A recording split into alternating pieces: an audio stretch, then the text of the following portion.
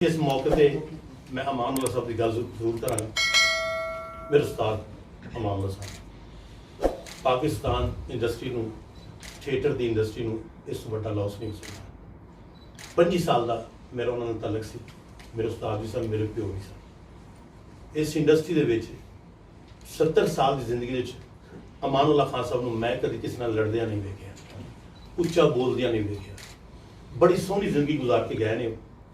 लेकिन यह जो लॉस है अज तो बाद इंडस्ट्री थिएटर की इंडस्ट्री में एक ही बादशाह सी और वो ही रहेगा।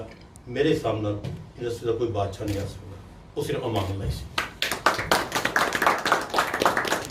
दिल के विच ना ये तुसीं भी जानते हो तो मैं भी जानता कि जो पाकिस्तानी नूं या कोई इंडियन मिलता है तो उन्होंने चेहरे तो वैसे ही प्यार झलकदा है। ओके, एक मतलब एक है लहंदा पंजाब या चढ़दा पंजाब। एक मतलब कि तुसी सोच भी नहीं सकते कि इन्हां दे अंदर कितनी होपेगी और कितना प्यार और कितनी मुहब्बत हैगी आपस दे विच। जो इकट्ठे होंदे ना, जो वेखदे ने दूसरे ना, उदों ही फाइनल हो जाता होंदा।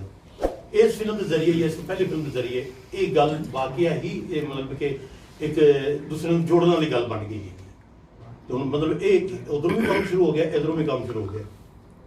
सैकंड ये कि ये रस्ता खुलेगा और मैं ये कहना कि रास्ता इन्होंने पहले खोलिया। एक बड़ी हिम्मत की गल सी मेरे हिसाब के नाल कि मतलब पता नहीं कदों का प्लान कर रहे थे कि असीं ये फिल्म लॉन्च करिए या एक्टरां नूं बुलाइए असीं।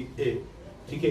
दूसरी गल है कि इस फिल्म के दौरान जिहड़ी इंग्लैंड में सर्दी सी ना, और जिस तरह इन्हें साडे कोल शूटिंग करवाई और तुसीं फिल्म देखोगे, फिल्म में एक मेरा सीन है उसले मेरे ख्याल है कोई तुसी अगर उस सर्दी दे विच बाहर खड़े होके कमीज ला के अगर तुसी सीन करो ना, वो सीन इस फिल्म दे विच एक अहम सीन है जिस बाद मैंने 3 दिन बुखार रहा सी ते 3 दिन उन्होंने शूटिंग कैंसिल की।